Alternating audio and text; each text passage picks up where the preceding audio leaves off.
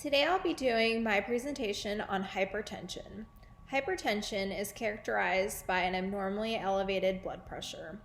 There are different stages of hypertension known as pre-hypertension, stage 1 hypertension, stage 2 hypertension, and there's also something called a hypertensive crisis.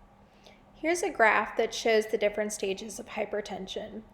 Prehypertension is when the patient has a systolic blood pressure of 120 to 129 millimeters of mercury and a diastolic blood pressure of less than 80 millimeters of mercury. Hypertension stage 1 is when a patient has a systolic blood pressure of 130 to 139 millimeters of mercury or a diastolic blood pressure of 80 to 89 millimeters of mercury. Hypertension stage 2 is when a patient has a systolic blood pressure of greater than 140 millimeters of mercury or a diastolic blood pressure of greater than 90 millimeters of mercury. A hypertensive crisis is an extremely elevated blood pressure that usually is characterized as having a systolic blood pressure greater than 180 millimeters of mercury and or a diastolic blood pressure greater than 120 millimeters of mercury. If your blood pressure reading is greater than 180 over 120, make sure to contact your healthcare provider right away to prevent possible organ damage from this extremely elevated blood pressure. There are two different causes of hypertension. There is primary hypertension, which comes from an unidentified cause, and approximately 95% of the population have this form of hypertension. Although primary hypertension typically has an unidentified cause, there are certain risk factors that increase a person's risk for obtaining hypertension. These include having a family history of hypertension, smoking, which increases the constriction of blood vessels, having more than a moderate intake of alcohol per day, which for women is more than 1 alcoholic beverage per day, and for men, greater than 2 alcoholic beverages today. Also having a diet high in sodium and trans fat or saturated fats, and not participating in physical activity or exercise. Secondary hypertension occurs from an underlying disease process, such as chronic kidney disease, renal artery stenosis, hyperaldosteronism, sleep apnea, and pheochromocytoma. Hypertension may occur due to an increase in cardiac output, increased constriction of peripheral blood vessels, or both. Normal blood pressure is maintained by the balance between cardiac output and peripheral vascular resistance. It is believed that prolonged constriction of smooth muscle within the arterioles causes structural changes such as thickened arterial vessel walls, possibly mediated by angiotensin, which then causes a rise in peripheral resistance.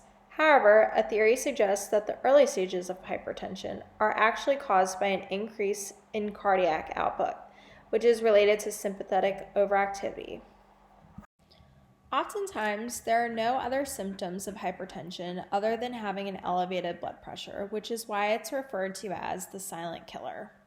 Typically, if a person has signs and symptoms of hypertension, it indicates vascular damage, with specific manifestations being related to the organs which the blood vessels supply.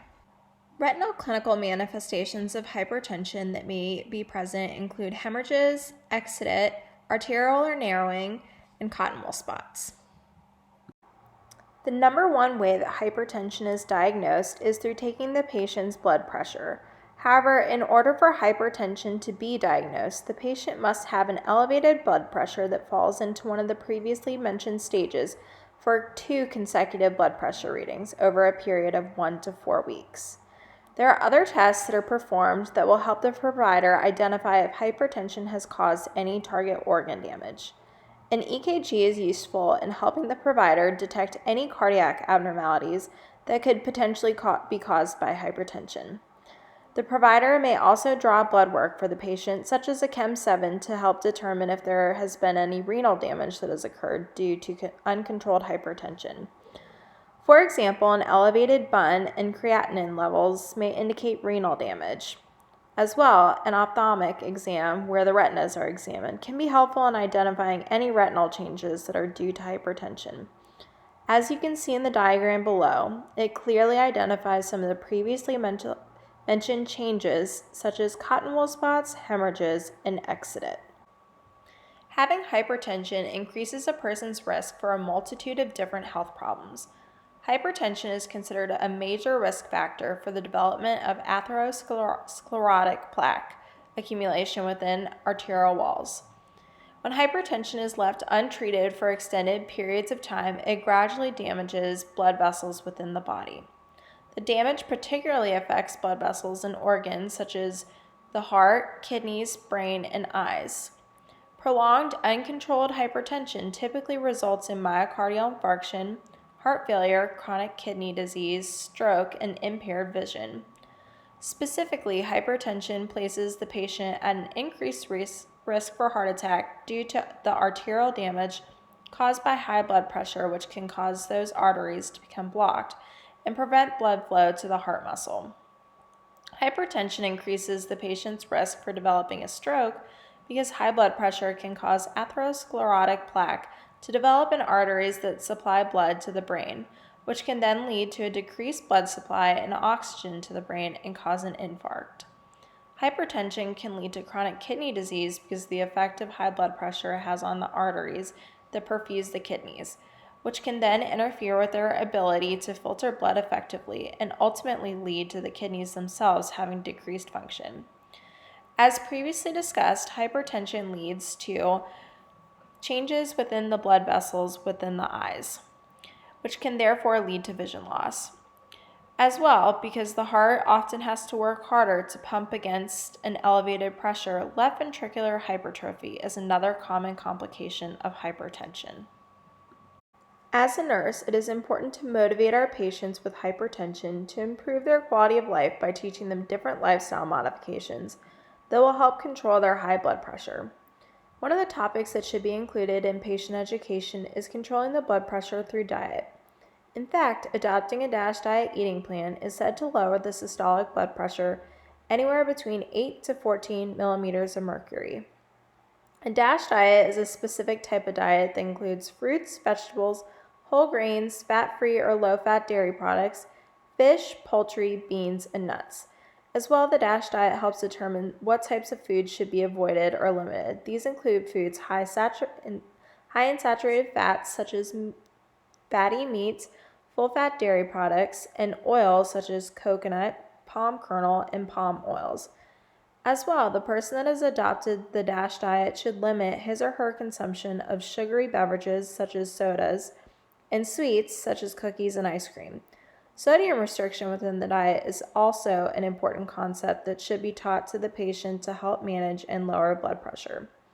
The patient needs to be taught that a reduction in sodium dietary intake to less than 24 milligrams of sodium per day can help decrease a systolic blood pressure by 2 to 8 millimeters of mercury. By following the DASH diet plan, the patient should be able to effectively reduce his or her sodium consumption levels. The patient with hypertension should also be taught that regular exercise and physical activity can be helpful in managing and lowering blood pressure.